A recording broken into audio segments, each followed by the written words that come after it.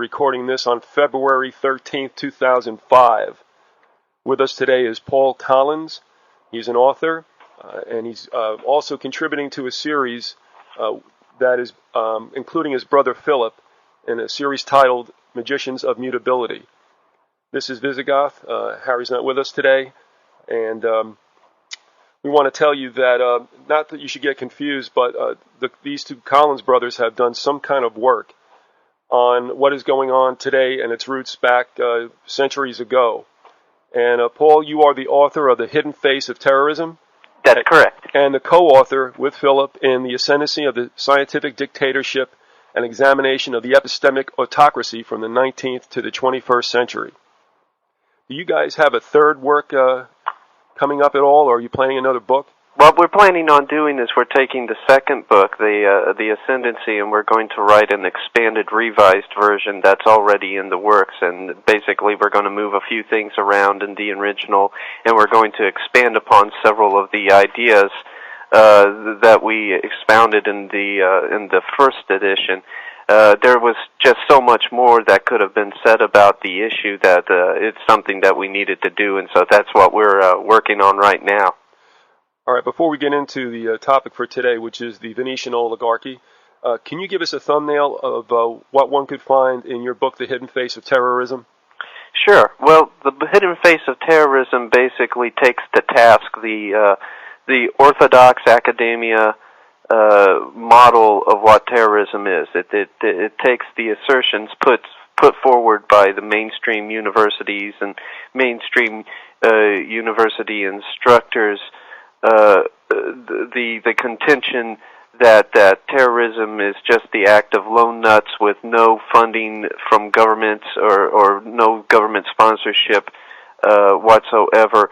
It takes that apart. It takes that idea apart and basically puts forward the contention that terrorism is not so much the act of lone nut groups, just small groups of disenfranchised misfits and radicals who are venting their frustration through acts of terrorism. Instead, terrorism is a well-coordinated social engineering project carried out with sponsorship and shepherding and funding from national governments, and those national governments in turn are being controlled by a group that exists above government, the elite, the power elite.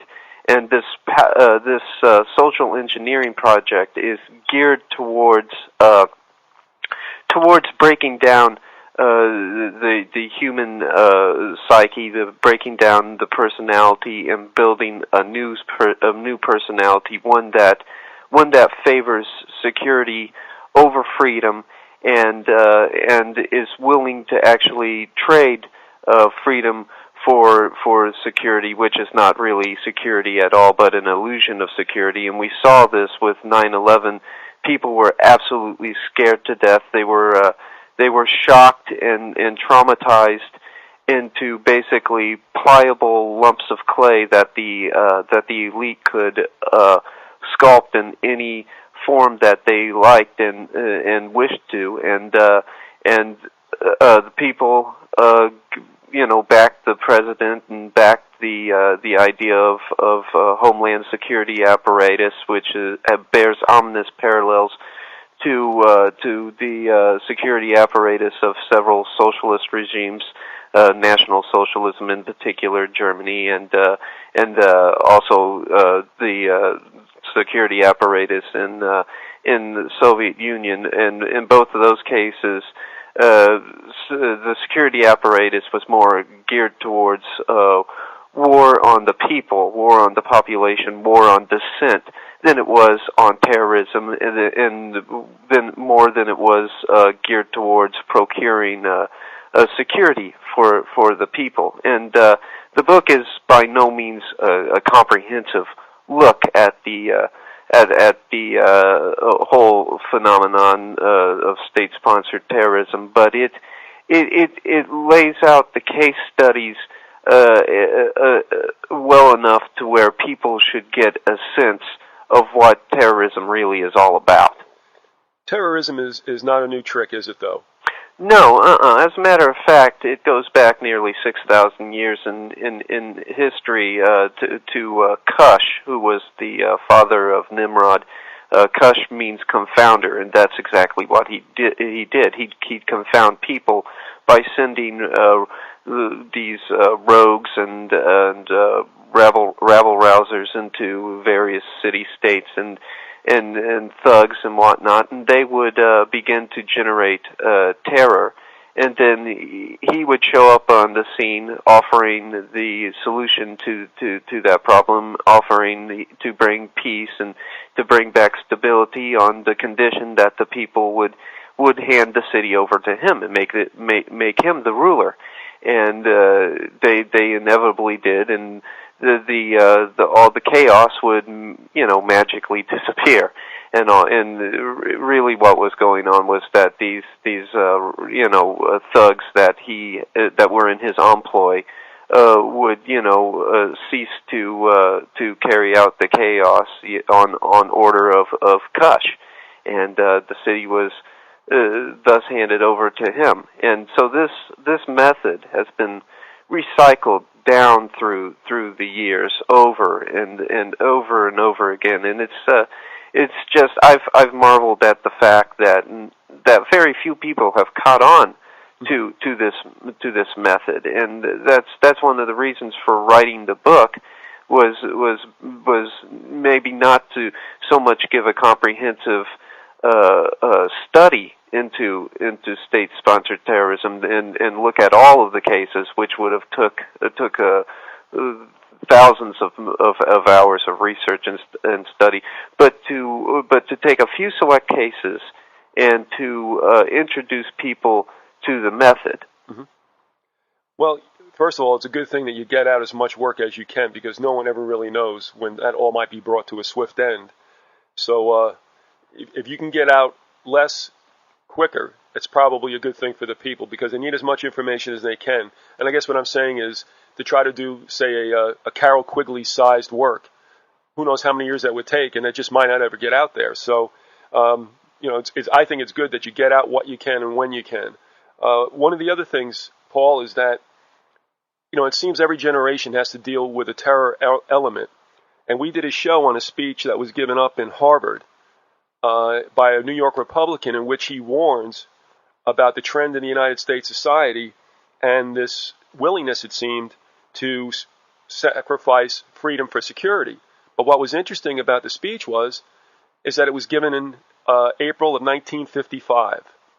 So here was a gentleman, his name was James Lord O'Brien, who was telling people in that year, watch out what's taking place. And of course, the boogeyman back then, Paul, was communism. Well, the communism was from the beginning propped up and funded by people in the West, Western mm-hmm. factions of the elite, to create an enemy that would cause the people to rally around the Western faction of the elite, and the Western faction, ironically, would offer as the solution their own unique socialist model. They offered up basically a united socialist world that would act as a bulwark to the communist imperium. And I believe with Vladimir Putin in power now, and I believe with the sweeping changes that are happening under his guard, that we might see that kind of situation arising again. I think that we might see another Cold War situation, and of course that'll frighten the living daylights out of people, and people will once more rally around the Western mm-hmm. faction of the elite, and they will once more offer up their own kind of police state conditions as the solution to that growing menace over there. And as a matter of fact, in the ascendancy of the scientific dictatorship, we take a look in the very tail end of the book at what is coming down the road, and we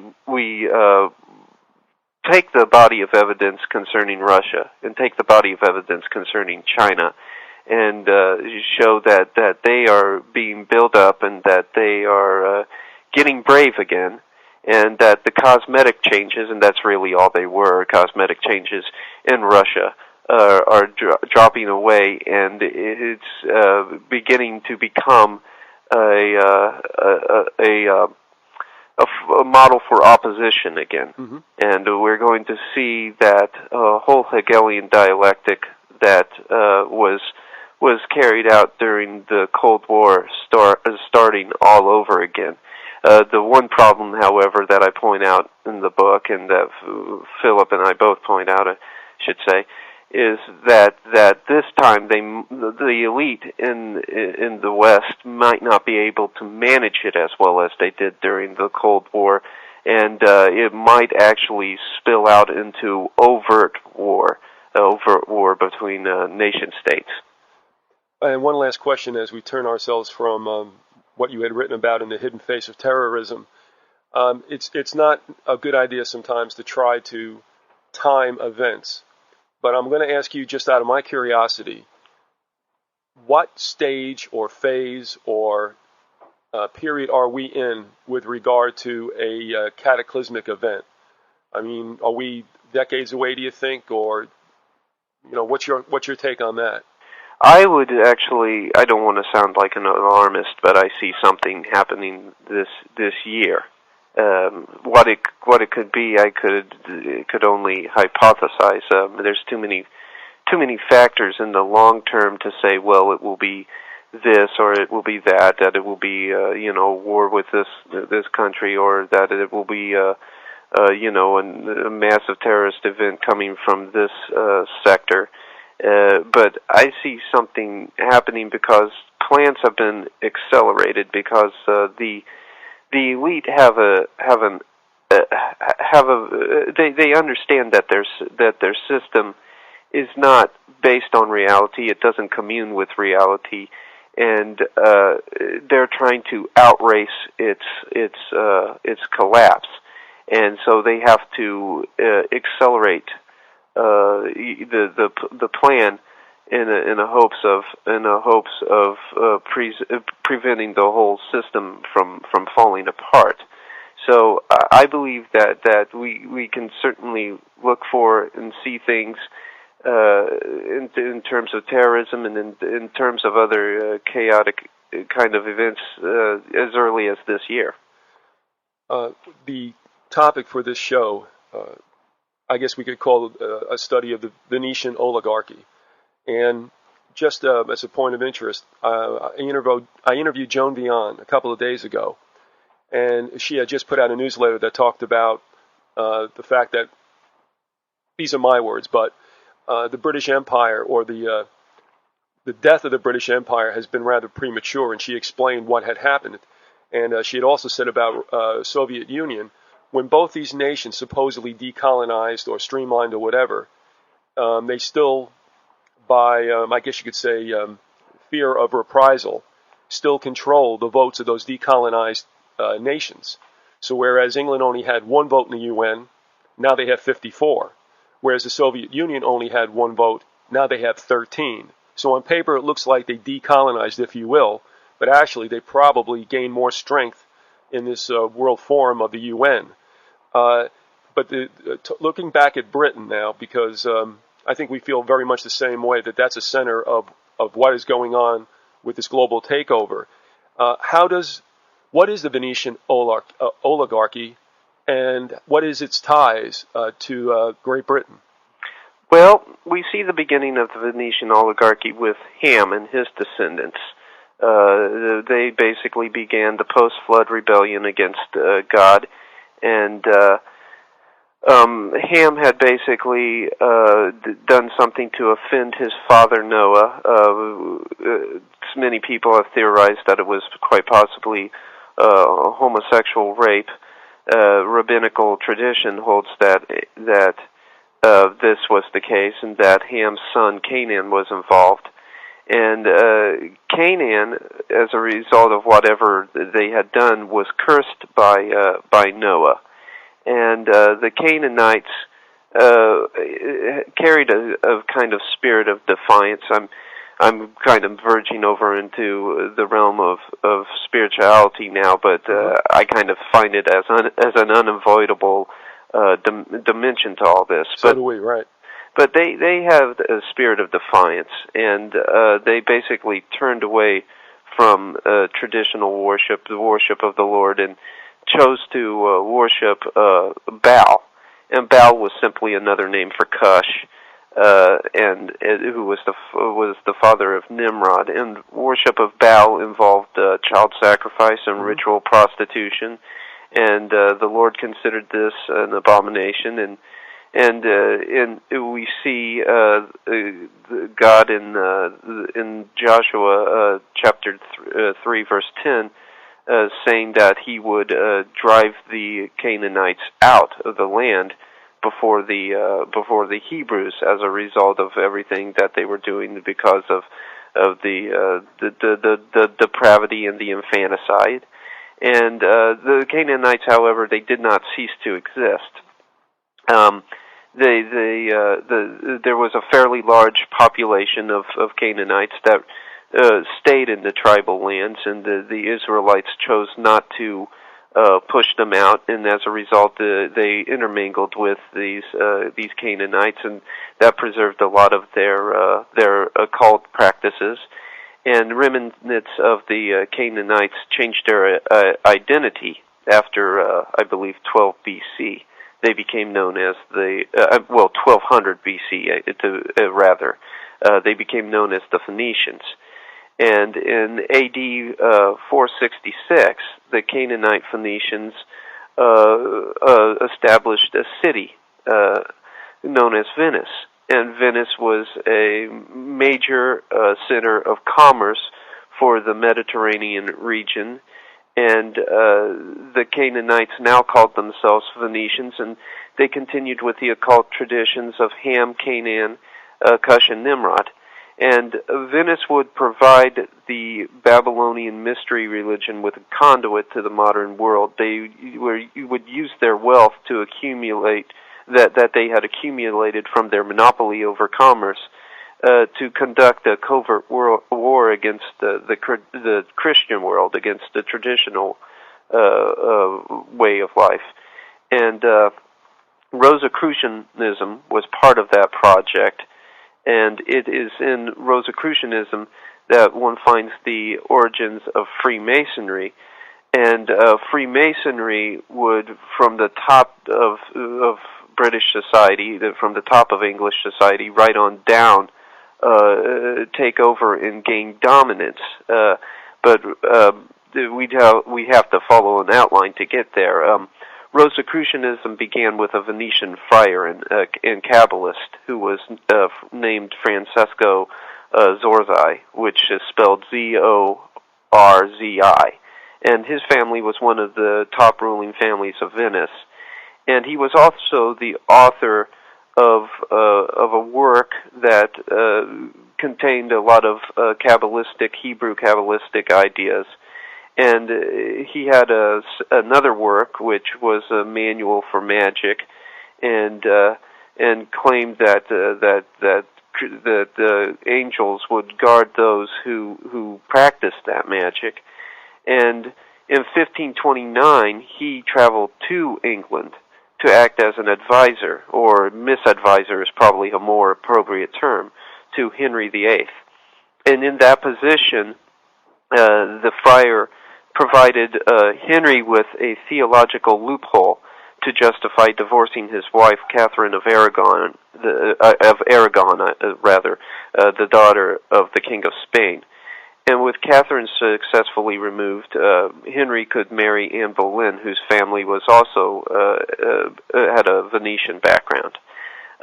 Then the reason for that manipulation on Zorzi's part was to prevent an alliance between Spain and England that might bring about a second League of Cambrai. See, in 1509, the League of Cambrai, which had been called together by the papacy, had declared war on Venice, and it came very close to destroying Venice. But the papacy ended up breaking the league up and making a peace with Venice. And but Zorzi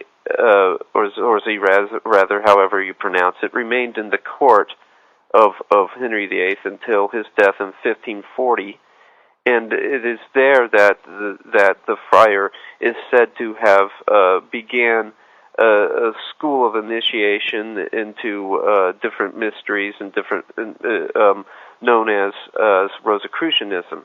Can I ask you a question there too, Yeah. Paul?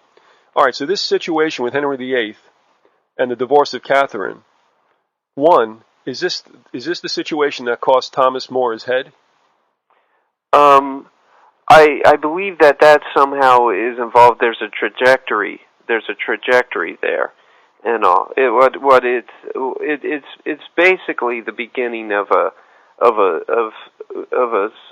split in Christendom, and some of Thomas More's ideas being rejected. But Philip is really expert on Thomas, Okay. on Thomas More, and on the role that he played in all of this. Well, did the papacy object to the divorce, or did they at least nominally object, but really it was okay with them? It's my opinion that they objected entirely. And Okay. this is why Henry VIII basically told them where to get off, basically. And but it should be noted that the papacy is by no means lily white, and that they have their faults, and they have played a role in the sorry state of world affairs. But the thing is that there's also evidence to suggest that the Priory of Sion was involved with the formation of the Rosicrucians, and so we see a tie-over into the work of Ancient Lee and Lake in their book, Holy Blood, Holy Grail, because an adept known as Ormus, who supposedly laid the foundation for the Priory of Sion, had his sect, this sect that he started, as his sect symbol was a cross surmounted by a rose, and the Templars, the Templar Knights, eventually took the emblem of the red cross, while the Rosicrucians claimed the rose as their symbol. And it should also be noted that in the book Holy Blood, Holy Grail, the authors point out that the Priory of Sion was supposed to have a second subtitle. Well, they were supposed to have one subtitle known as Ormus, the name of this adept, and outside of that, they were supposed to have as another subtitle the Order de la Rose Cross Veritas, and they were basically probably the power behind the Rosicrucians. But through the Rosicrucians, the Venetian oligarchs were able to hatch a plan to divide Christendom. And like I said, the Catholic Church was teeming with corruption and theological and doctrinal error, but it still to an extent served as an umbrella for the majority of those adhering to the Christian faith. And if the proper and necessary reformations were to be initiated, then Christian civilization could have been steered back onto the straight and narrow path. But to the Venetian ruling class, that was unthinkable. So the Rosicrucian order moved to control the Reformation movement, and they did so through Martin Luther. Now, Martin Luther, I don't want to vilify the man. I believe that that much of his work was needed, and it was very important what he did, and I believe that he, as a Christian, I believe that he received a degree of revelation from God. But it should be noted that Luther's personal seal presents us with evidence of Rosicrucian influence and control. It consisted of his initials, and then it had the rose on it and the cross, and those are chief symbols of the Rosicrucian order. And Luther's ideas sometimes contained Gnostic concepts that paralleled the Rosicrucian beliefs. As a matter of fact, one of his associates, Philip Melanchthon, said that Luther, he saw Luther's work as quote unquote Manichaean delirium. Manichaeanism is Gnosticism, but Luther wrote against some of Augustine's ideas. He wrote that Luther's ideas that Manichaeanism was bad was actually an error. Augustine was involved in Gnosticism for a time, and he eventually broke with it and had written several critiques of it. And Luther found actually the ideas of Manichaeanism to be favorable and desirable over Augustine's ideas, and totally objected to Augustine's criticisms. But it would be instructive to probably look at Manichaeanism for the tenets and the beliefs a little bit. They were started by an individual known as Mani, and Mani saw himself as above Jesus. He said that Jesus was merely his forerunner. But what the Manichaeans said was that the earth and all material things are of negative value, that this is in fact a prison, and because the physical realm experiences what they consider to be decay and entropy, it's evil, and that's not true biblically. If we see as we see in 1 Corinthians chapter 3 verses 16 through 17, the body is considered a temple of God, where the Spirit of God is supposed to dwell.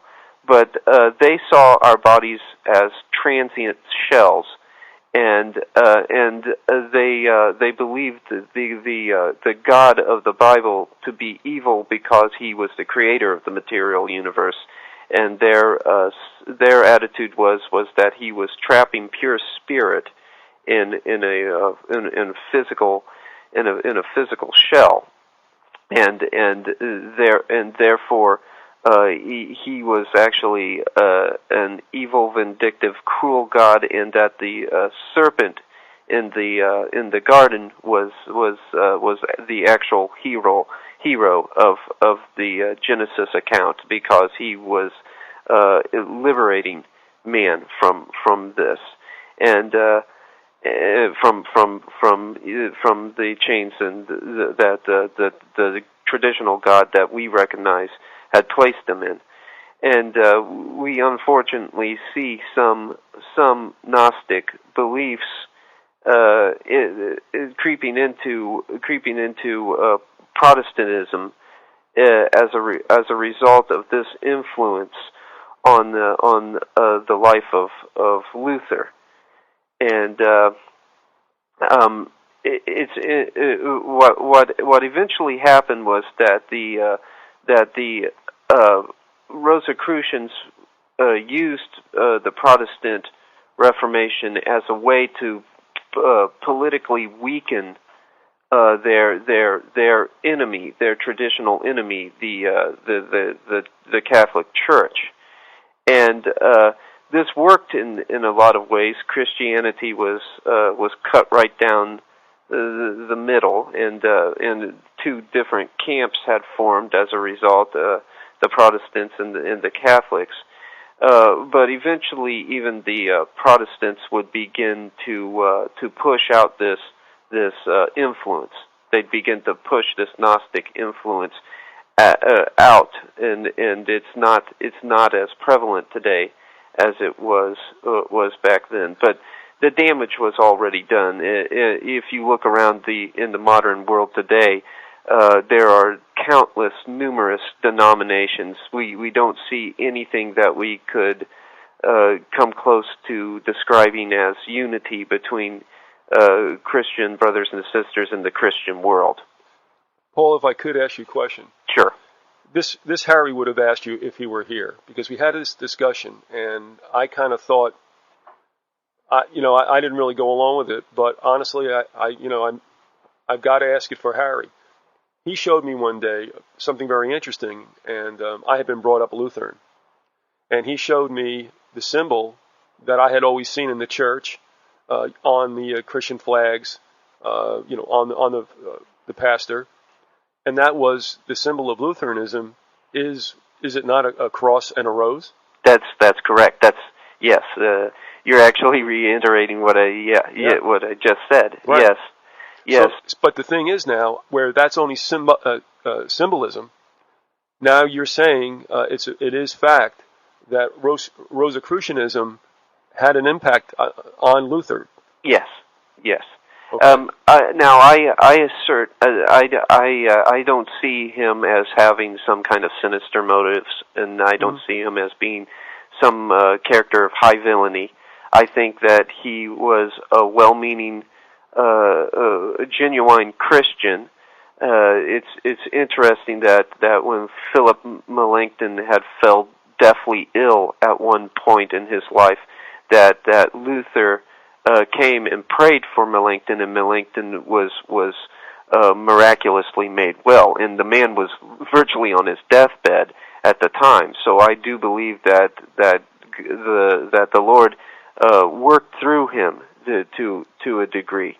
But it should be said that when you look at the undercurrents of history, when you look into to what makes up the conspiratorial dimension of history, you have two groups. You have those who are very much aware of what they are doing, and then you have unwitting dupes who are very good-hearted and who believe themselves to actually be working for the right, and have no idea that their sponsors or the influences on their thinking might have a different agenda. And that's what I think you see with Luther, and also so that we don't throw the baby out with the bathwater. But if we could clarify one thing, if you can speak to this, and that is,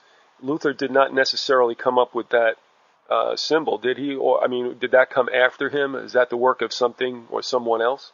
That's probably the work of somebody else. It should be noted that he had in the book The Gods of Eden, William Bromley points out that he had been involved with a group known as the Friends of God, which had several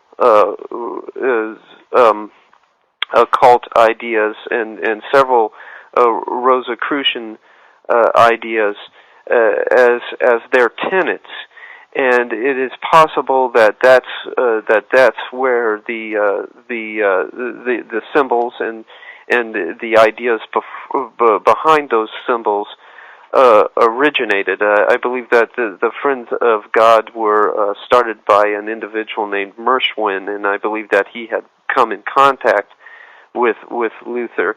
Now, this doesn't mean that Luther, though, consciously comprehended anything that was being fed to him. It should be noted that historically, secret societies and esoteric groups have always had a cover story. They've had one version of their doctrine that was meant for the masses, for those who they considered to be vulgar, and then they had an inner doctrine for the true initiates and for those who were at the heart and soul and core of the group and knew what the group's true objectives were. You just described, really, the whole strategy and the infrastructure, if you will, of most secret societies. And I'm thinking about Freemasonry in particular, with Pike's remarks about how he would keep lower degrees definitely in the dark about what the great plan was. That's correct. In Morals and Dogma, he stated that the Blue Lodges were to be but a portico, but just a window on real masonry, and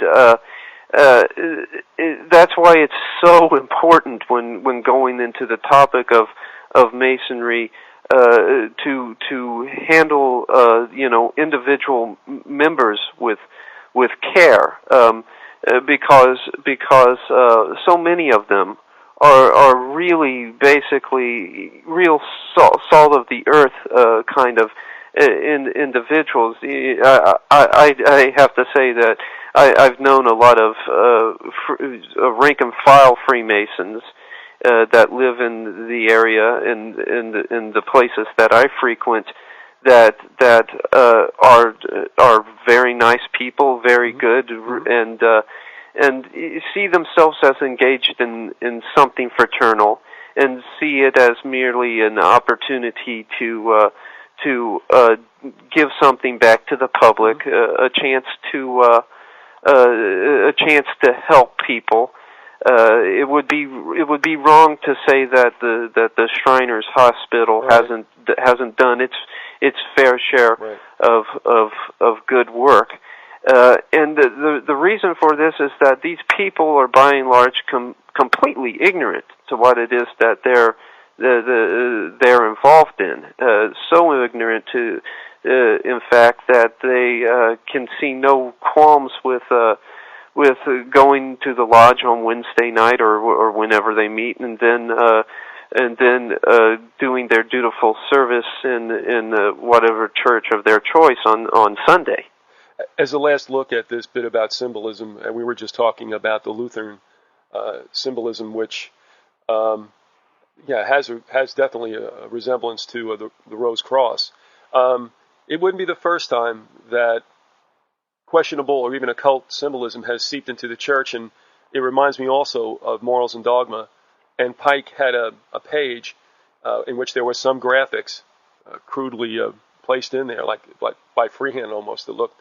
And he said he almost laughed at Christians when they embraced, for instance, and I think you remember all this also in Protestantism and also in Catholicism, that letter P looking figure with an extended shaft, more or less, with the X that goes across it. Mm-hmm. And he said that dates back to the Resh, I guess, from Egyptian sun god worship, like a staff of sorts. He also showed the Star of David, and that is clearly Masonic, whether you want to call it interlocking pyramids or compasses. But that the church really has embraced quite a bit. In fact, I just got an article, which I think I passed along to Philip. I don't know if you saw it. And it was basically saying Happy Ishtar instead of Happy Easter, showing how that particular Christian, I wouldn't say holiday, but event, was hijacked by occult forces. And that goes back to Nimrod as well. Oh yeah, well it happens around the time of the vernal equinox. Right. We know that the rabbit, which is a prevalent symbol, is a sign of fertility, which goes back to the fertility the fertility worships and aspects of the Nimrod mysteries. The idea that the sun, which represents Nimrod, impregnates Semiramis, which is represented by the earth and sprouts life, mm-hmm. and then the egg, which is another symbol of Easter, is a very, very important symbol to occult groups, and the Christians have basically taken these as their own, and really haven't given much thought beyond the surface explanation for what these symbols mean. Well, a last remark. I started thinking about this as I read it, and I said, I circulated it, and most people bore witness with it. And I would even have to go as far as saying that, lo, those many sunrise services I attended probably also had a little bit of an occult tinge in the fact of the sun rising, right? Right. Yeah. Right. So, oh well. It's a sad state of affairs. At the same time, I think that most people are genuine in their sentiments. Not that I believe that God will by any means overlook ignorance, but I believe that because they're genuine, that eventually there's going to be some kind of awakening, and at least a remnant, at least a portion of the Christian world is going to come out of a lot of this nonsense. And go ahead. Oh, go on. Go on. At this point, let's do some business because we haven't given you an opportunity to talk about where people can purchase the book. We want to remind people that we are talking with Paul Collins. He is the author of The Hidden Face of Terrorism, and with his brother Philip, he has co-authored The Ascendancy of the Scientific Dictatorship, an examination of the epistemic autocracy from the 19th to the 21st century. Now, number one, how can people purchase that book? Where are the venues where that happens? Okay, they can basically get it at the Barnes & Noble website, barnesandnoble.com. They can get it also at amazon.com. The second book can be published at iuniverse.com, and that's all one word, I believe all lowercase. Right. And then the other one, the other book, The Hidden Face of Terrorism, can be purchased at Author House, all one word, all lowercase, .com. And I know that if they buy it through Barnes and Noble and through Amazon.com, that those two have rather quick and speedy shipping, and it should be to them in no time. Also, are there any websites where either excerpts of the books appear or articles by yourself and Philip too? Yes, actually there is. Philip has some of his writings that appear in the book at I believe biped.info. That's right. Mm-hmm. And I have some articles at Paranoia. Well, actually, one article at ParanoiaMagazine.com over the psychology of Abu Ghraib, and let me think here. News with Views also carried, newswithviews.com also carried an article that Philip wrote entitled "The Alchemy of Eugenics," and here shortly, I'm not too sure, any day now, though, newswithviews.com will also be carrying another article that the two of us put together called Neoconservatism, the cult of techno-socialism, and I believe that article is already up at your website, right, as well. And basically, if you just do a Google search of on the web, you can find where of either one of our names, you can find where many of these articles are and where what websites they've been spread around to. You're listening to The Grassy Knoll. This is Visigoth with Paul Collins.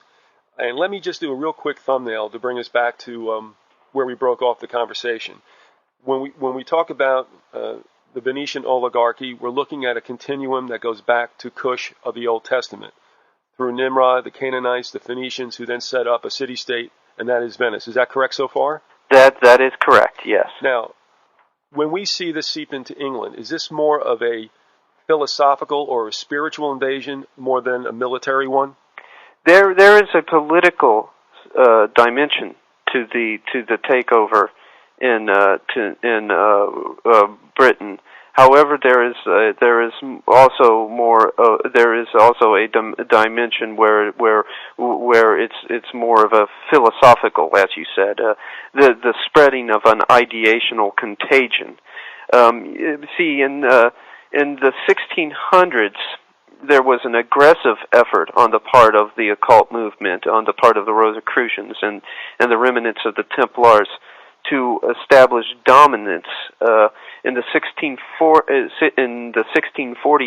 the Rosicrucians and the Templars began to infiltrate Mason guilds in the British Isles. And slowly but surely, the guilds were shifted away from building and architecture toward the occult beliefs that were established in the mystery schools.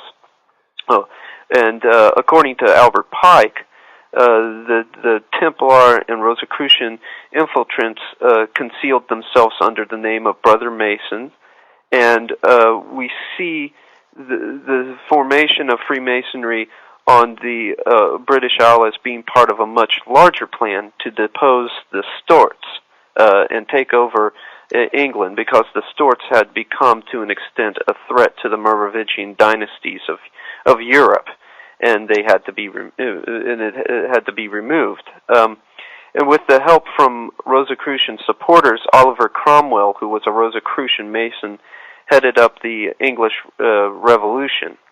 And success came for the Rosicrucians and the Templars around 1649, when Cromwell had King Charles Stuart beheaded. And then with the 1688 Glorious Revolution, Freemasonry entered every walk of British life, and that even includes the church in Britain. And we saw the complete takeover of the Mason guilds in, I believe, 1717 with the first Mother Lodge, where operative Masonry almost became non-existent, and there was a complete shift to speculative Masonry. And since that time, Britain has been used as an outpost, as a base of operations for this movement. You had stated before that you can't help but see this in a spiritual sense, and I agree wholeheartedly. And it's interesting, I just had a house guest, a listener from out in Texas, who's an atheist, and just this morning, as I bid him goodbye, I told him, I'm not trying to proselytize you, but you have to remember this, and that is, even if you don't believe in God and Satan, though he says he understands good and evil, I said, you got to understand that they, meaning the Illuminati, or however you want to refer to it, believes in something very spiritual and very dangerous. So if you don't find, but understand, they do. How do you feel about that? Well, I agree with you entirely. And the problem with being an atheist is you're the perfect candidate. You're right up their alley. You're heading down the correct path, because atheism is not so much the disbelief in deity. That's what some people, where some people get thrown off, and they're very much put off when I say that in different conversations and in different social circles. When I have said atheism is not a disbelief in deity, they look at me and think, well, gee, what have you been smoking? But atheism is more correctly a belief in emergent deity. It is a belief that there was no God in the beginning. However, there can be a God in the end, and that God can be humanity if humanity follows the path to apotheosis and to perfection. Mm-hmm. And I realize that not all atheists are aware of this philosophical problem with their beliefs, but those who do become acquainted with this aspect of atheism begin to head down the Luciferian path. Right.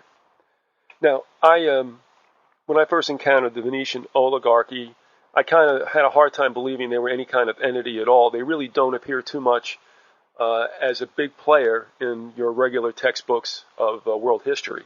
However, because this is an extension, really, of Satanism and leads to what will be the satanic takeover, which is one world government, Venice was very much empowered, and because of the spiritual attachment, could pull off what they did. That's correct. That's correct.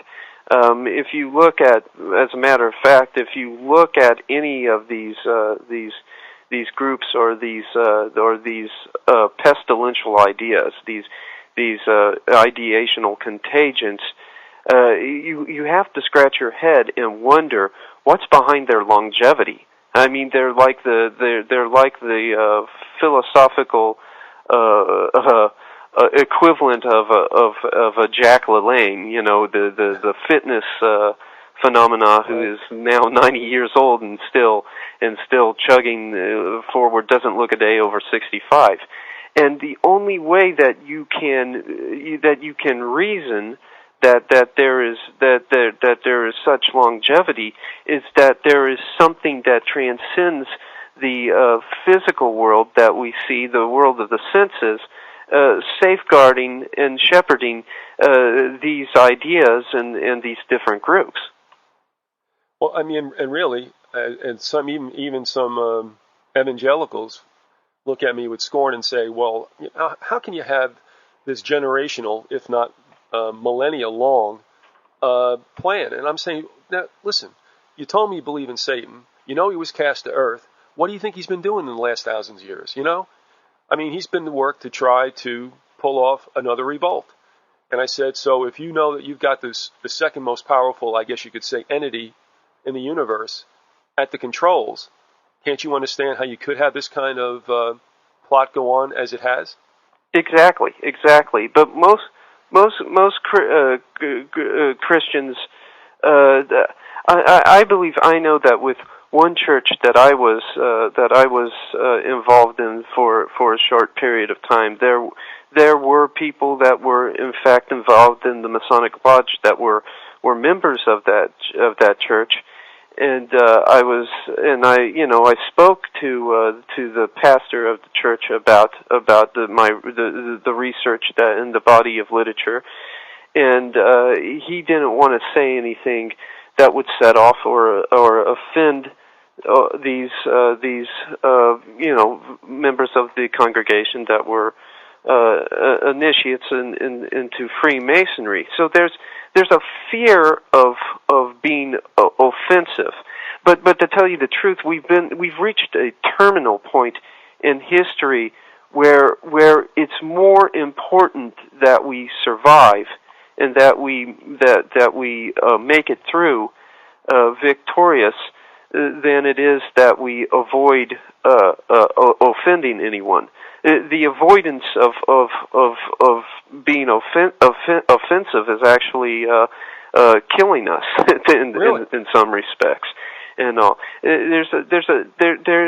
we've reached a point now, and I'll definitely go into this. How this point of history we're in now, where we have to be receptive to the truth and have to be sharing that truth and disseminating that truth, no matter who it hurts and who it helps. We only have about 7 minutes left, and what I want to do is ask you if there was a goal that you wanted to reach regarding the Venetian oligarchy. I'm thinking perhaps, what is the current state of affairs with this influence? And if we do have some time after you can answer that, then I'd like to patch a couple of things up with quick questions. So I'd ask you, what is the present state of affairs with this influence? Yes, the most important aspect of this, coming out of the Venetian ideational contagion, is depopulation. Most people don't realize this, but Thomas Malthus, who started the whole Malthusian trend and this idea of depopulation, was influenced heavily by a Venetian known as Gianmaria Ortez. And Karl Marx was one of the individuals that caught him on this. Karl Marx despised Malthus and said that Malthus had merely plagiarized Gianmaria Ortez. And Gianmaria Ortez held that the Earth has a carrying capacity, and that its capacity to carry a population, a sizable population, was finite. And this prompted many different people, including Malthus, to hold that you have to do away with a sizable portion of the mouths to feed. And we now see, as a result of this idea of depopulation that began with Giameria or Ortez's idea of carrying capacity, we now see a problem of population implosion. And I'd like to turn the audience's attention to the Christian Science Monitor issue of October 7th, 2004.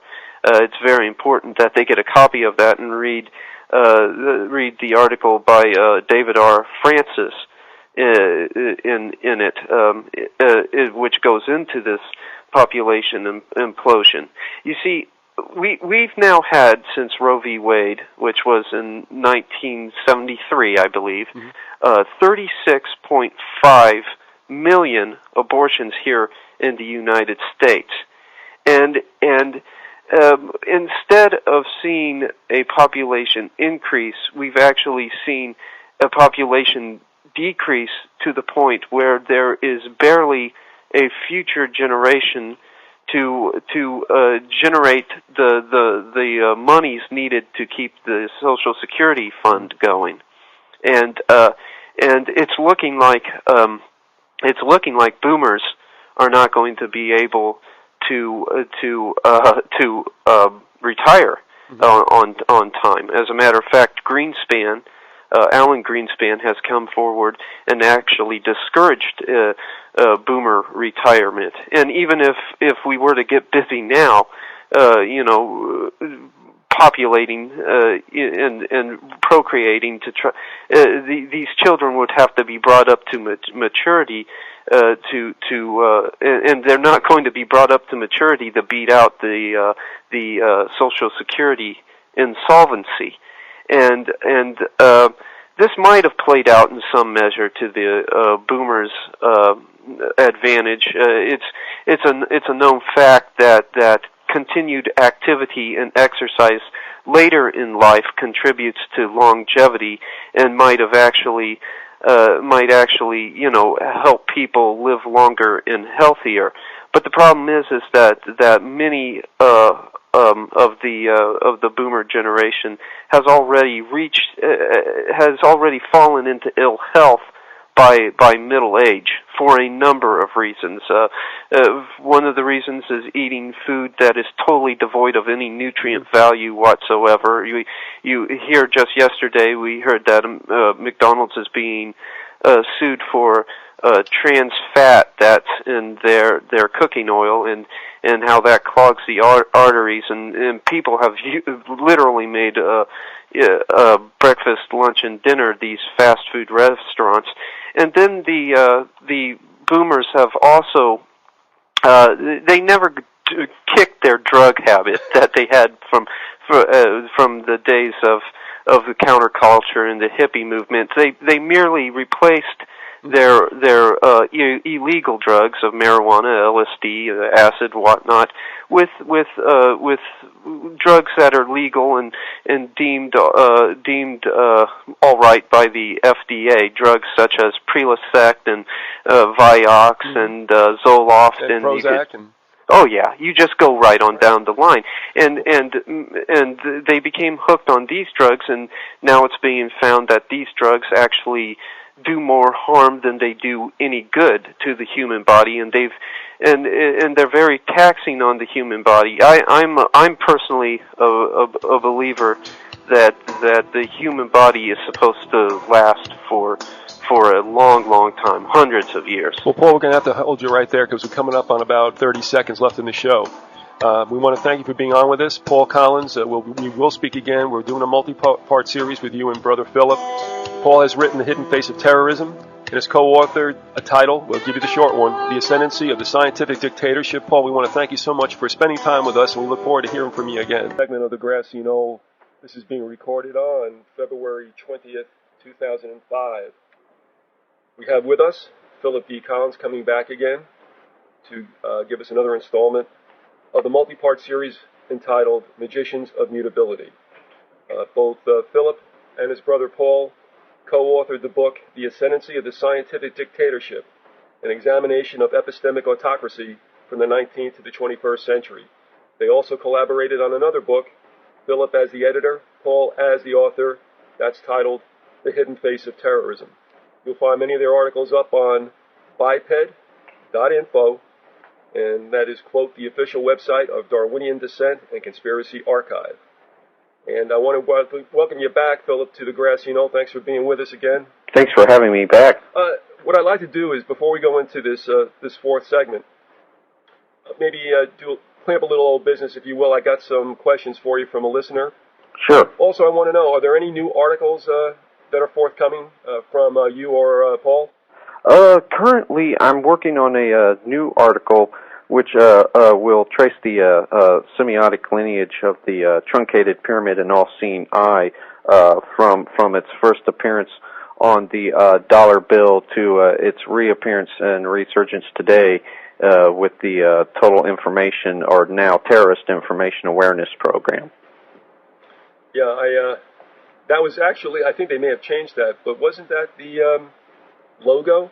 Yes, as a matter of fact, yes, it was the logo, and I find it especially interesting that it should experience a resurgence today under an administration that's pervaded by neoconservatism, which qualifies as a variant of technocracy, and of course, when it made its appearance on our currency, that was under FDR's administration, which was an administration that initially received the sanction of the technocratic movement as well. So I think there's a continuity of thought there. This isn't really that important. If you want to give your opinion or address this, by all means. But I had read and really don't have a problem believing that design was of the truncated pyramid and the all-seeing eye was given to Thomas Jefferson. Yeah, there's been reports that may have been the case, and its sources are a bit etchy and everything. They're a little bit foggy, but then again, you're always going to have a certain degree of fogginess on the origin of these symbols and from whence they came. Of course, deciphering their meaning though is an entirely different matter. And when you begin to pick up on the fact that there's a design in there, then that's when the symbol is especially important. I have to tell you though, one of the best icebreakers there is for talking to people about what's going on who have no idea as of yet, and that is to take a dollar bill and go over it. Oh yeah, absolutely. There's a whole smorgasbord of things there. I mean, just on one side alone, it's replete with symbols, with codes and what have you, and all of it, semiotically, again, it gesticulates towards something bigger, and I don't think that they would have, had it placed on the dollar bill unless it was supposed to infer something greater and of a grander scale. Well, what I think is probably the most minute symbol on the dollar bill, but the one that I think is the most heinous.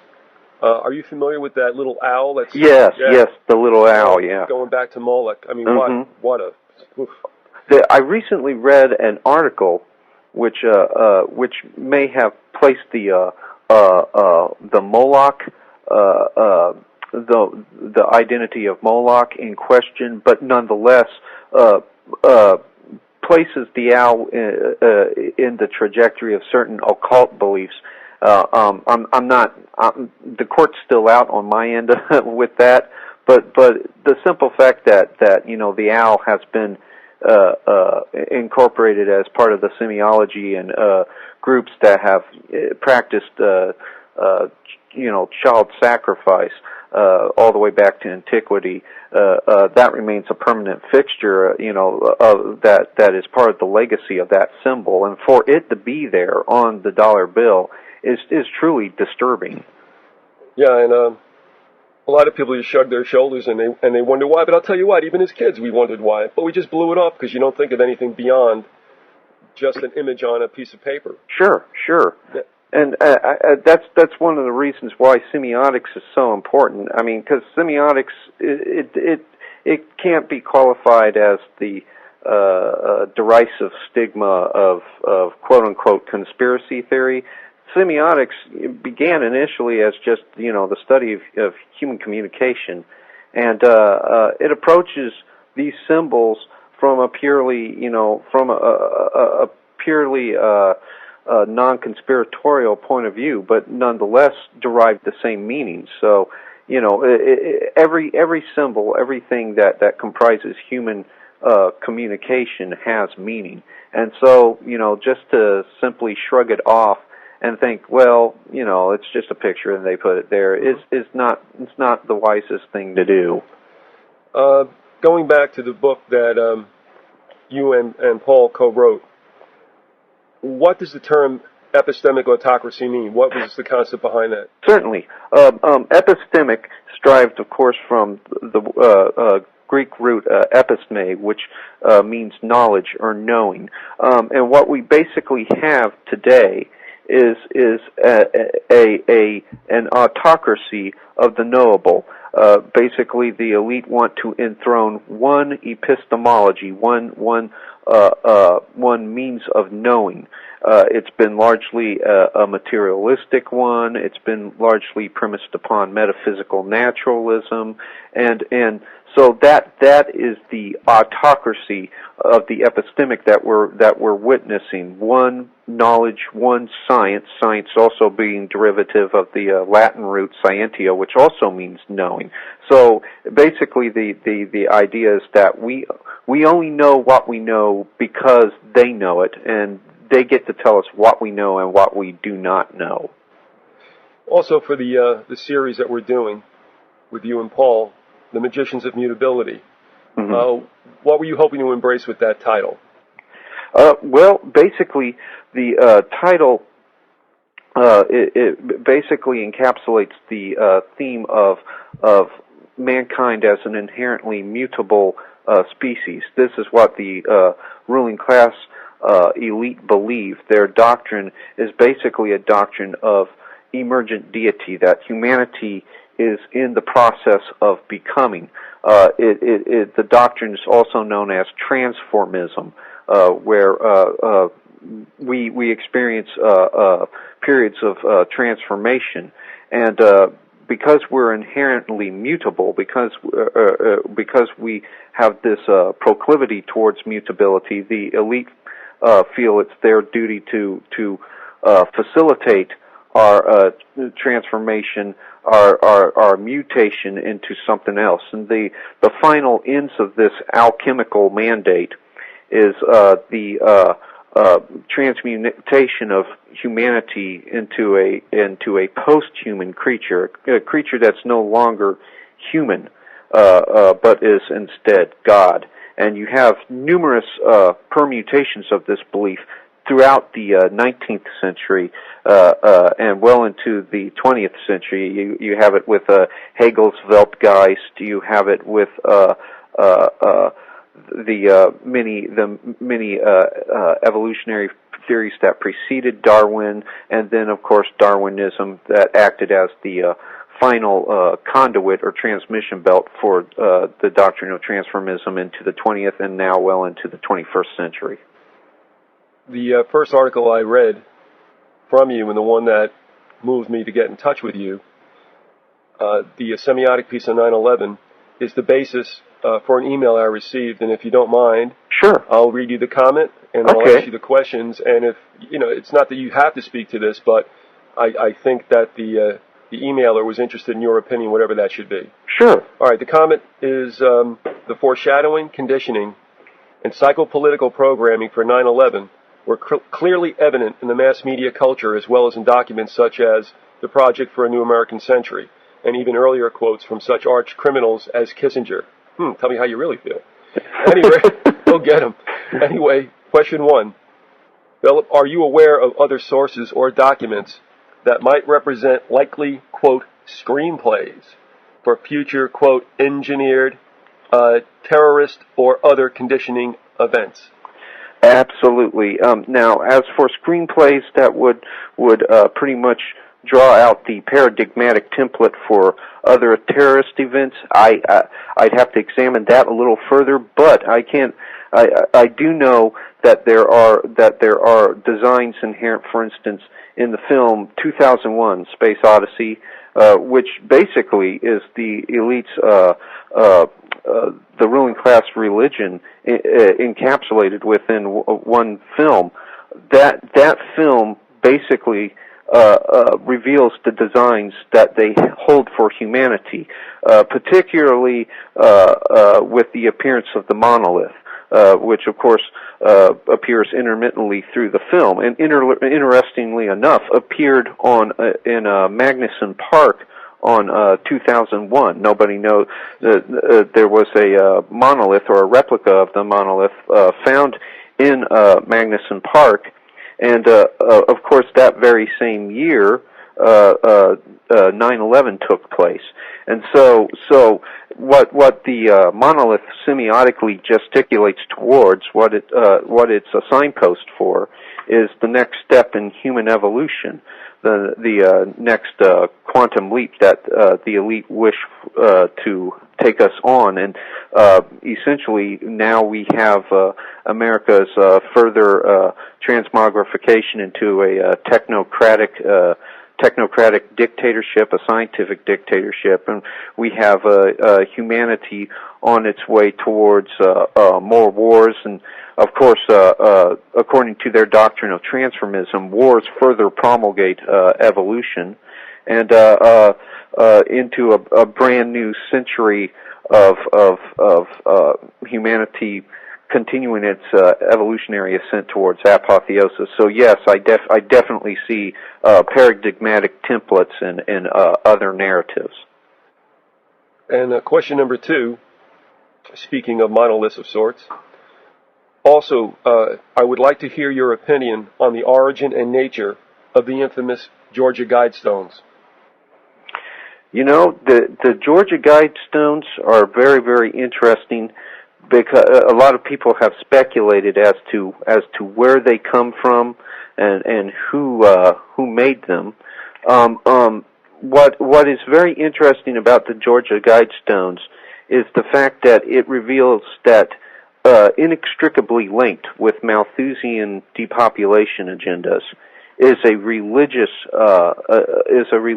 agenda as well, and the very use of the monolith, or I'm sorry, of the design from the Guidestones. Yeah, for the Guidestones.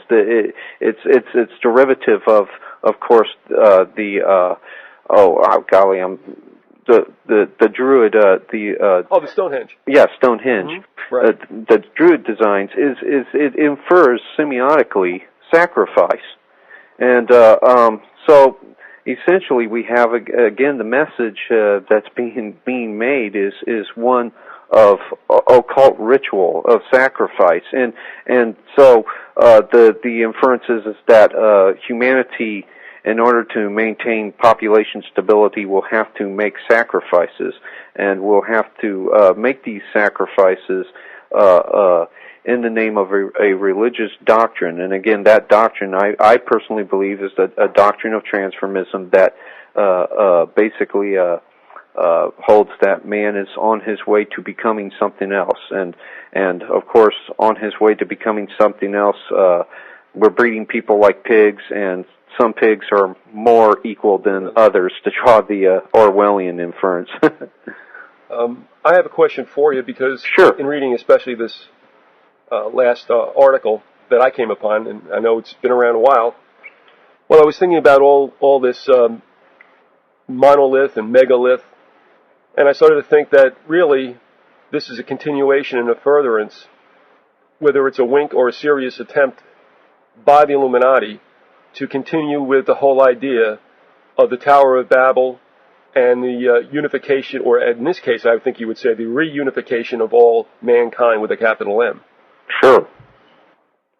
It would certainly appear so. But first off, you have definitely inherent in their beliefs this monistic preoccupation with oneness.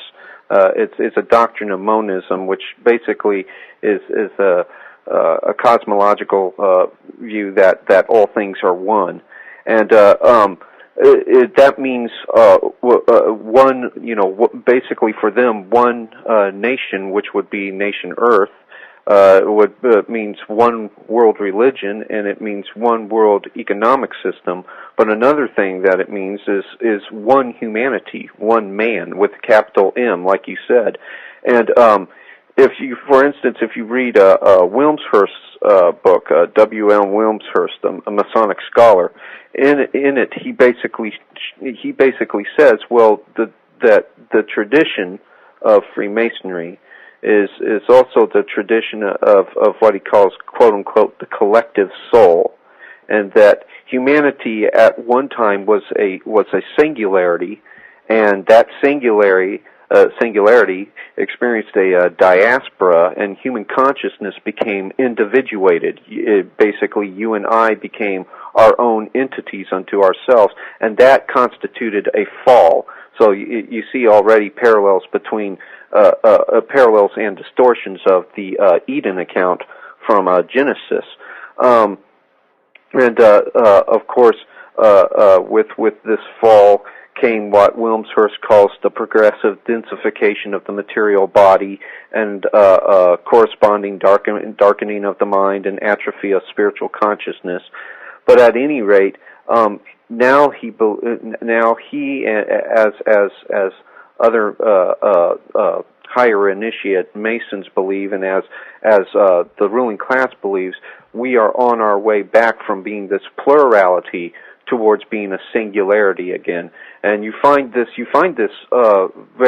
belief intrinsic in Big Bang cosmology, because Big Bang cosmology follows the same framework. We began as a singularity. The singularity, for no good reason, blows up, and now everything is a plurality. And possibly, I wouldn't be surprised if you saw contemporary science moving back towards the singularity again, and I believe we have with the transhumanist movement and convergent technologies projects. And also all the religions that are popping up right now, most prominently, I guess, the Kabbalah. Oh, yes, absolutely. OTO, which we'll have Craig Heimbeckner on to talk about in his book, Blood on the Altar. But all of this involves with ascendancy of the soul, that they can be a god. Exactly, absolutely. Well, Ray Kurzweil, a very prominent computer entrepreneur, also studies artificial intelligence. He believes, I believe it was in the book Age of Spiritual Machines, he believes that humanity can achieve immortality, technological immortality, by downloading his consciousness into cyberspace. And so you have this belief in cyber survival, and that essentially we can become gods, occupying both cyberspace and the corporeal vessels of our bodies, and continuing on and on and on. And you have sci-fi predictive programming pieces of literature that have also basically prophesied this. I say prophesied in quotes, with, for instance, Arthur C. Clarke's The City and the Stars, which also presents a scenario for the digital transformation of man. And also at the Denver University, you have this mural that's entitled Digital Transformation, and presents a goddess with her hands outstretched, and issuing forth from both hands is the double helix of DNA for humanity, and as it continues to ascend into the heavens, it begins to transform into ones and zeros. So again, you have this belief that we're headed towards a plurality, and something like a hive mind, I would call it. Well, this scientific dictatorship, which was coined, and not that he's the originator of it, but it would seem he was the one who made it most popular, and that's Huxley. Certainly. Mentioning it in Brave New World Revisited, and also in that Berkeley speech called The Ultimate Revolution. But when Paul was on the last time, in part 3, he kind of laid out a continuum of the generations, if you will, that have sought this very goal, which is scientific dictatorship. And in it, I'm going to just paraphrase. He had mentioned Cush, to Nimrod, to the Canaanites, to the Phoenicians, to the Venetian oligarchy. And we didn't go on beyond that. But within that and beyond that, you also would say that Darwin played a role in this whole mindset, did he not? Absolutely. Well, with the transplantation of the Venetian oligarchy in Britain, you have also the emergence of the Rosicrucians and the Freemasons. Some scholars have said that those two orders rose concurrently. I've read other sources that say that one created the other. Whatever the case may be, both have very, very closely aligned doctrines, and both of those secret societies had been closely aligned. Well, at any rate, basically in 1662, under a royal warrant of Charles II, an organization was that was ostensibly devoted to the scientific research and the broadening of human knowledge was formed, known as the British Royal Society. But we come to find out that virtually all of its founding members were Freemasons. Freemasonry basically was pretty much the progenitor of the British Royal Society, and I've read elsewhere that the British Royal Society was considered an auxiliary organization to the Freemasonic Lodge. But at any rate, all of its founding members were Freemasons, and basically T.H. Huxley, who was one of the members of the British Royal Society, became what was known as the bulldog, Charles Darwin's bulldog, and the official apologist for Darwinian evolution. But Darwinian evolution really was derivative of earlier precursory forms of evolutionary theory. Before that, you had Erasmus Darwin, who was Charles's grandfather, and also a Freemason, who had written the book Zoonomia, which basically delineated his evolutionary framework. And before him, several years before him, you have John Locke, yet another Freemason and a member of the British Royal Society, who refined the Hindu doctrine of reincarnation within the context of metaphysical naturalism to develop a theory of evolution. So this goes back quite a ways, but it was with Charles that the British Royal Society finally decided to proceed with a campaign of public indoctrination into evolutionary thought. Well, I found it interesting in a book that was, the topic of which was drug politics, written by a former U.S. ambassador to Peru, David C. Jordan. And with this whole drug thing, and I believe, I got to get this off my tongue correctly, he called it the narco-statistation of global economy. But in it, he traced back to these very same characters, and that would be obviously not only Darwin, but Galton and T.H. Huxley and Wells and the rest Absolutely. Of them. You know, and I mean, I just found it interesting that he would go and kind of take a little sidebar digression and get involved in this, and that really tells me a lot if he's willing to devote a number of pages to that whole mindset. Certainly. And go ahead. It's interesting that you would bring up the topic of drugs, particularly in conjunction with evolution, because other occultists, you mentioned Aleister Crowley's OTO earlier, right. Other occultists have also considered drug usage as integral to the evolutionary process. Aleister Crowley wrote in Diary of a Drug Fiend, and I'm quoting him now. He said, "We obtained the ineffable assurances of the existence of a spiritual energy that worked its wondrous will in ways too strange for the heart of man to understand until the time should be right. We had attained a higher state of evolution," and unquote. And so basically you can see where it basically comes back into play with evolutionary theory. And the reason I believe that is because of course reincarnation is the spiritual counterpart of evolution. But you have in those Eastern religions also a proclivity towards drug use, and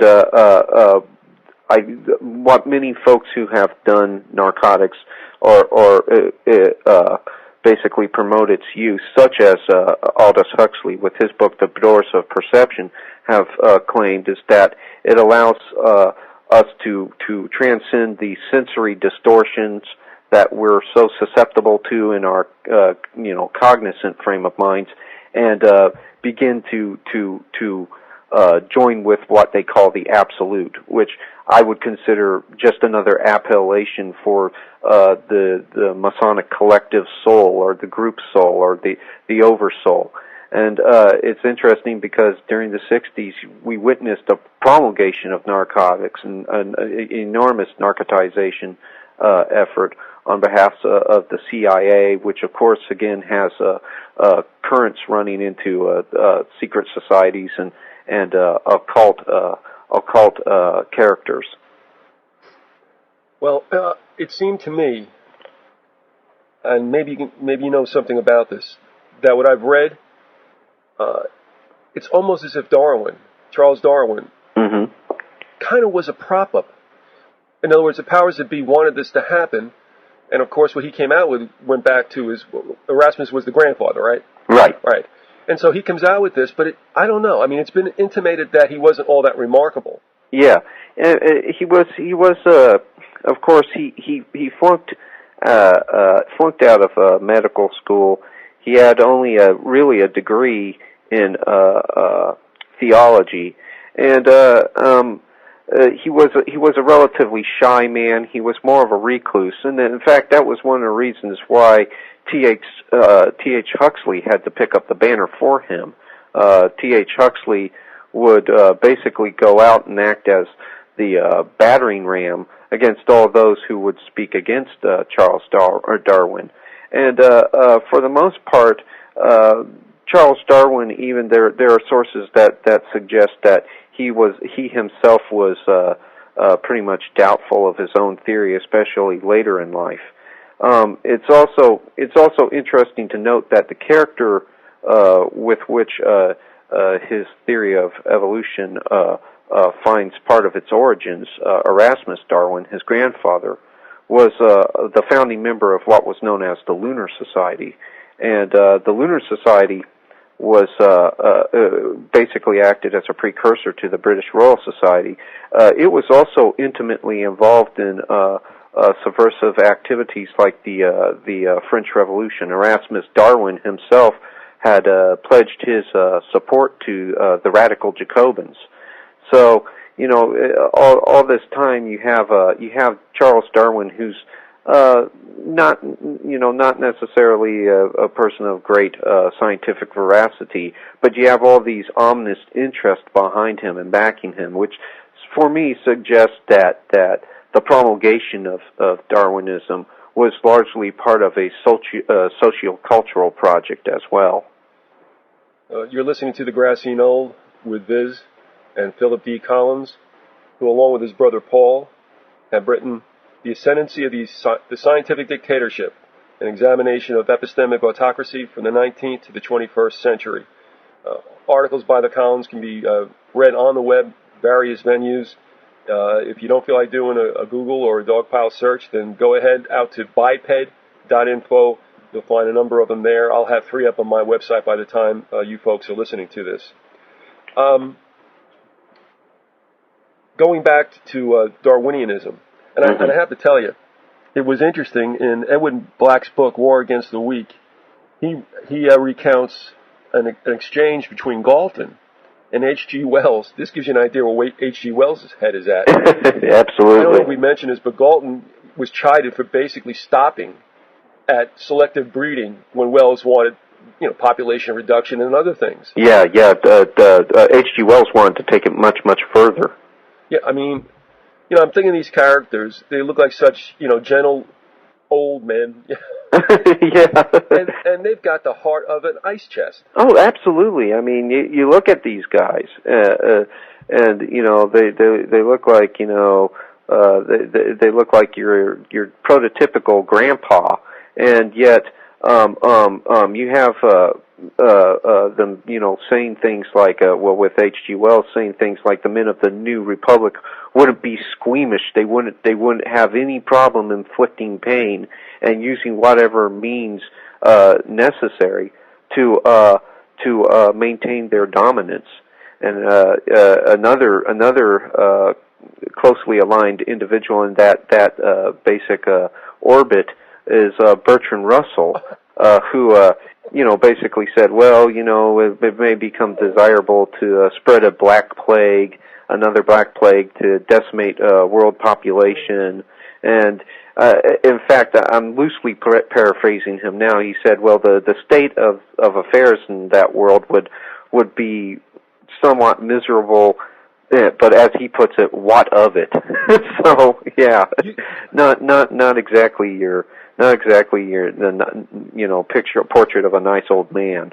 Oh yeah, I mean, and that's where I was going to. So it was rich that you would mention Russell, because in the epilogue of his book, The Intelligent Women's Guide to Socialism, I mean, in the back it says, if you don't like socialism, we can kill you. Yeah, we can execute you in a kindly manner. It's like an oxymoron. Yeah, he basically says, that socialism is basically a form of coercive care, and we'll let the state care for you, and as long as you are a vital asset to the state, we'll keep you around, but at such point of which you become obsolete, you can be basically euthanized. And it's interesting that you bring up the socialism angle, because and I don't think any scholar would argue this, Darwinism was integral to the promulgation of socialism, both in its variants of fascism and communism. Good point. And I'll tell you what, there's a local Tampa lawyer who is extremely anti-socialistic. Not that we all aren't, but he has a website. I believe it's Rex Curry, CURRY.net. And I mean, that's devoted to the socialistic symbolism and also the realities that have infiltrated the lives of United States citizens. But what he made a good point about, and I think we all tend to forget this, or most of us do, and that is when you think about the Nazi regime, or the Great Purging by Stalin and Mao, these are all from a government concept called socialism. Absolutely. So everybody thinks of socialism as being benign and nice, but all these characters, all these movements, all this killing was construed under the banner of socialism. Absolutely. Not to mention, just in economic practice, socialism qualifies as essentially as state-sanctioned theft. I mean, I fail to see where the confiscation of my wealth or your wealth or anybody else's income is supposed to result in the greater good. I mean, paradoxically, that calls for an infringement on my right to prosper. And I think other philosophers have made a great argument against this. For instance, Ayn Rand. Now, I don't necessarily agree with everything that Ayn Rand says, but I mean, she basically laid it bare and everything. It's paradoxical indeed, because on one hand, they talk freedom and equality, but then we realize, well, equality doesn't always equate to freedom. and it's everybody's right to be unequal, and that some people are more productive than others. Now, I'm not meaning to assert that there are people who are useless or worthless in the greater schemes of things, but we all have different gifts, different talents, and different abilities, and so we direct those talents and abilities towards different different directives. And what socialism basically does is it sterilizes that uniqueness, because now everybody's the same, everybody's equal, and thus everybody's efforts must be directed towards the maintenance of the state, which of course they hold continually. This state will fade away, it'll wither away, but that never happens. I mean, no state that is enshrined and enthroned with such power as socialism, as that is bestowed upon it by socialism, will ever wither away. No, and I'll tell you what's happening. What I'm seeing at the university level, there are students who actually think that socialism is good because they've been frightened into what they see as the discrepancy between big-time winners and big-time losers in the capitalist system. And I think that dichotomy has been kind of blown out of proportion. Absolutely. But you know what? I tell you, I don't think anything that happens on TV is like spontaneous. Now, when I see Trump out there with "You're fired," here's yet another show on TV, right? Where there's this survival of the fittest mentality. Absolutely. And they're just absolutely, awful in their getting people off the shows. And that goes with all those survival series, too, on Fox. Yeah, well, basically, those reality shows are social Darwinian in nature. I mean, they're 100%. And what kills me about those is that most of the time they're not even based on meritocracy. They're not based on the individual merit of the contestants, of whoever's playing. It's based on who can lie and cheat the most. And also with this that we see on TV and all these survival shows, and I would call them elimination shows to include, dates and all this other stuff. Right.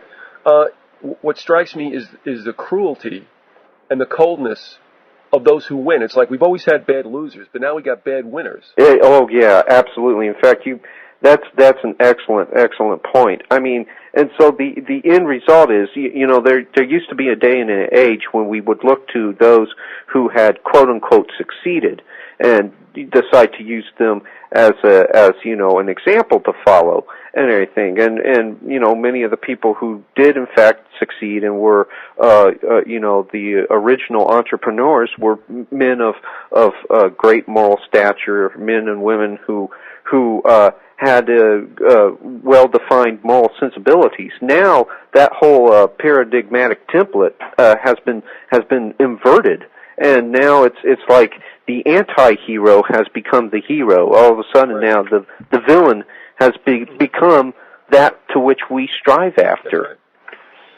Going back to some of the points you made in an outline that you shared at the very beginning of this series, do you want to talk further about Darwinian evolution theory and its relation to the Nazis and to communism? Absolutely, sure.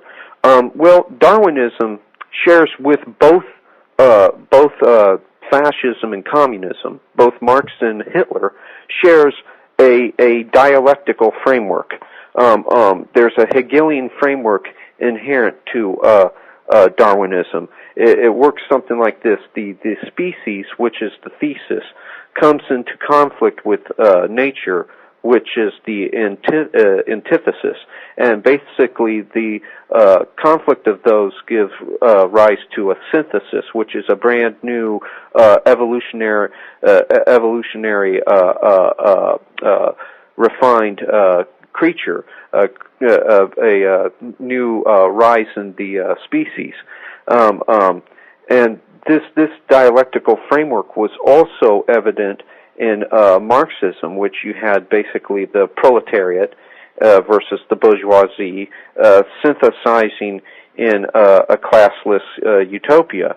It's also evident in a racial context, and probably even closer to the original Darwinian context, in Hitler's Nazi Germany, because you have the Jews versus the German people. So this thesis and antithesis come into conflict, and they synthesize, giving rise to a brand new race, which, of course, Hitler thought would basically be the Aryan. But the close ties between communism and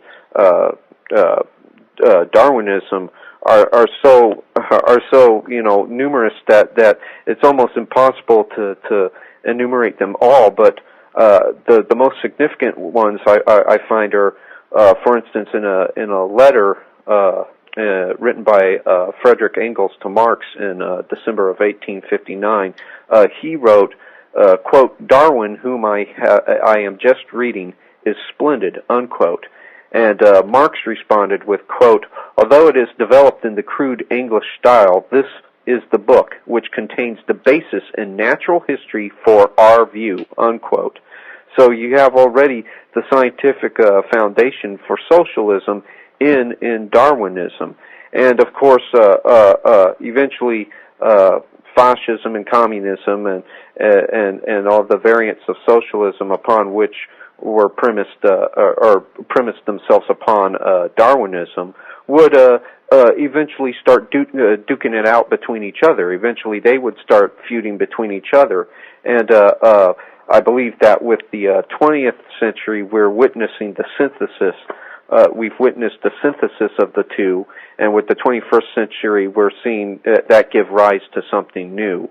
With globalization and with basically the corporate Marxism of the World Bank and the IMF and institutions like that, which also employ Darwinian measures of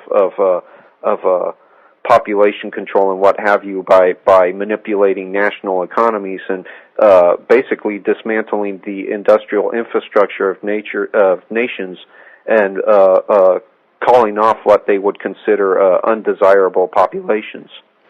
And I think what we're seeing presently is another phase being unfolded that leads to a population reduction.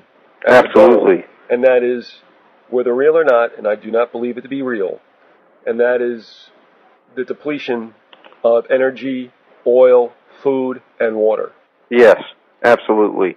And it's interesting because that whole situation, if it is in fact real, which there's a great body of evidence to suggest that it is not, but if we are in fact witnessing energy scarcities all along the board, I fail to see where the measures employed by the elite will solve the problem, because it was in fact the scientific doctrine of the elite that would have caused the problems to begin with.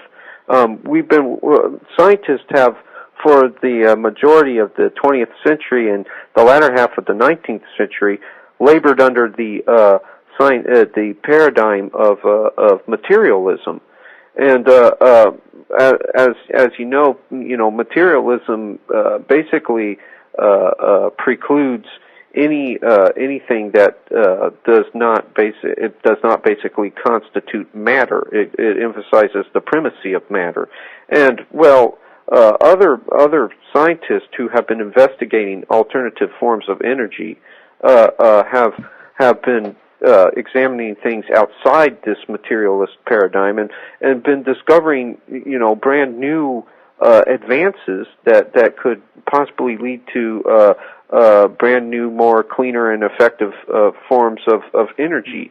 But because the dominant paradigm has been materialism, which again was promulgated by the elite, they haven't been able to really pursue it.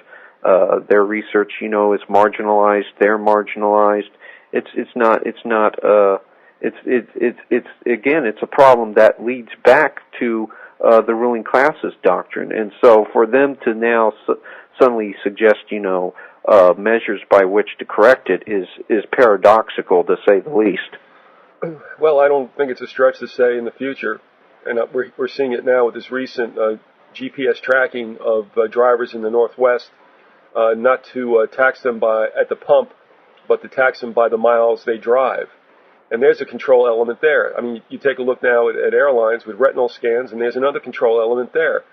It's always been told to me, and this is supposedly part of the whole communist situation back in China, especially when Mao took over, and that is try to restrict travel as much as possible. But going on anyway, it's this idea of taxing for usage, so that if you eat too much or you do too much of this, it's all going to be taxed as a penalty for not being a good citizen. Absolutely, it's like what Ayn Rand presented in Atlas Shrugged. Eventually, the more abundant the rules, the more corrupt the land becomes, because it becomes impossible for the average citizen, right, to live his or her life without breaking some rule. Right. And so eventually you have the criminalization of the entire population, and of course, a nation of criminals denotes a nation that is a prison. And that's essentially what you have had happen, right, in China and in communist Russia and Germany, Nazi Germany, was the citizenry became prisoners within their own prison. Yeah, and it's funny because Judge Brandeis had said that the most precious right an American has is the right to be left alone. Absolutely. And I keep telling people, think about that, because and I also think about that line from Cool Hand Luke. Oh, yeah. Paul Newman says, "Why don't you stop being so good to me?" Absolutely. And that's it. It's like, leave me alone. Exactly. Even if your motives are altruistic, who would know better, for myself than myself? Who would know better what is right for me than myself alone? Because for a government, first off, anytime you want to screw something up, anytime you really want to screw something up, you just get a committee to work on it. And everything. Well, now imagine, dozens and dozens of committees and everything. All of a sudden, I mean, you think you got problems now and everything. I mean, to put a spin on I think what the old mantra, no taxation without representation. It was pretty bad, then. That's why the original founding fathers revolted. But now we have taxation with representation. So I mean, it's worse. Yeah, it's gotten a lot worse. If you don't mind, since we're looking at about maybe 10 minutes more, sure. Instead of touching upon Cecil Rhodes, which is a fascination of mine, and the United Nations and such, turning back to the scientific dictatorship and the world yet to come, I guess I had exchanged emails with Paul about what kind of caste system or what kind of alpha and betas or whatever await us, and I had written to him that a listener said that there'll be genetic modification not only for the purity and the long-lastingness of the elite class, but to have a certain worker class that would need less in terms of food, water, and needs. And I just want to say one more thing, and I'm going to throw it to you, that I had read a transcript between a Dr. Daigle and Butch Paul, who's on the Genesis Communication Network, and he was talking about what has already been worked on is the creation of a cyborg class. That's a very interesting observation. Today we have the transhumanist movement, which of course boasts such luminaries as sociologist William Sims Bainbridge, and has been closely affiliated with government-sponsored research into convergent technology, cybernetics, nanotechnology, what have you. And one of their ideologues, Princeton University professor Lee Silver, basically predicted that the future would witness the rise of what he calls the gen-rich class, or a a genetically rich class, and meanwhile there would be an underclass known as the natural class. But this is what he said, and I'm quoting now, quote, "All aspects of the economy, the media, the entertainment industry, and the knowledge industry will be controlled by members of the gen-rich class. Naturals will work as low-paid service providers or as laborers," unquote. Now that's as long as the naturals serve a purpose in the world. But according to Darwinian doctrine, which to a certain extent underpins the doctrine of transhumanism, extinctions basically are an integral part of evolution, and the transhumanist movement has already pretty much predicted a coming extinction, and that extinction will be the extinction of the naturals. Dr. Richard Lynn, the emeritus professor at University of Ulster, basically, and another transhumanist ideologue said, and I'm quoting him now, "What is called for here is not genocide, the killing off of the population of incompetent cultures, but we do need to think realistically in terms of phasing out such peoples. Evolutionary progress means the extinction of the less competent," unquote. And that basically includes the vast majority that constitute naturals that do not fall within the orbit of the gen-rich class. Well, another element of this worker class, or you want to call them Morlocks or whatever. Sure. And I think Huxley was advancing this, that either through drugs or now in this technocratic age, the use of virtual reality, absolutely, or unreality, to make everyone's existence seem a little bit better, since for the most part the grunts are always going to be wearing gray pajamas. That's right. It's very interesting that you bring up drugs too, because William Sims Bainbridge himself said, and I'm quoting now. Sorry for all the quotes, but these are just damning quotes. He said, quote, "Techniques such as genetic engineering, psychoactive drugs, and electronic control of the brain make possible a transformation of the species into docile, fully obedient, safe organisms," unquote. Well, right there, I mean, pretty much encapsulates the thoroughly synopsizes the agenda, which will be, the progressive anesthetization of the natural class, which you and I, naturally constitute, on their way towards the eventual slaughter, eventual phasing out, as it was stated earlier. Well, now I think back to what I thought were two innocuous shows, and they may have been at that time. But what was it, The Bionic Man and Woman? Yes. With Lee Majors? Yeah, Lee Majors, yeah. And now I'm saying, again, here's a situation, quite possibly, where the writers of that show I think they were probably privy to the plan, or they were shown that it was possible. Again, this marriage between supposed science fiction and the reality. And absolutely. People. Sure. And it's very interesting that you bring that up. There's a role-playing game on the market. Role-playing games are basically a form of psychodrama where people who play them put on mask, essentially, and in their own mind become the characters that they play. And while this seems innocuous enough, like D&D, Dungeons & Dragons, and what have you, the providence of nerds and geeks and what have you, it blurs the lines between fantasy and reality. And to give you an excellent example of that, one of the role-playing games that's on the market is called Cyberpunk. And I knew a avid player of the game, and he told me that he would have no problem with cybernetic augmentation of his body. He thought it was cool. And not that I have a problem with cybernetic augmentation if it could, solve problems like blindness or being crippled. Right. But when we're talking about, grafting stuff on, like, machine guns and what have you, and stuff that really has no further application than dubious motives would suggest. Now we're talking a whole other different thing.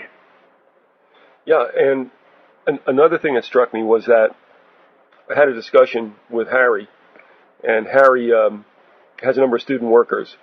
One of them is very astute, computer-wise and elsewhere. And we were talking about virtual realities and Huxley, and he kind of tipped us off, or rather made us think about how you could experience anything that you wanted. Absolutely. With the technology that's out there now and will be improved, so that actually your life outside your life would probably be more gratifying. That's right. It's interesting that you brought that up, because there was an episode of Married with Children where the one character, Bud Bundy, goes into virtual reality goggles, and comes across the woman of his dreams, and he says something to the effect that, with a woman like you in here, why would I ever want to go back there? A little conditioning element from boxing. Yep. Again, you have intimations of this electronic psychocognitive hive, and the further removal of humanity from reality itself. We'll leave on this note, but and pick up hopefully in another segment. Sure. Now, when we look at the magic that's always been out there, for centuries ago and even now, it does really incorporate both technology and pharmacos. That's right. And now we're going to see the melding of both to build the, quote, perfect life for all the lumpins, aren't we? That's right. And it's interesting that you bring that up, because pharmakos is derived from the original Hebrew word pharmakia, which meant sorcery. That's right. And technology is derived from the Greek root techne, which basically means craft, and has been associated with the word Wicca, which means basically that's derived from the word wicker, which means to bend, as in the bending of reality. So again, it's like what you said. It's this magical subcurrent in the dominant state of affairs.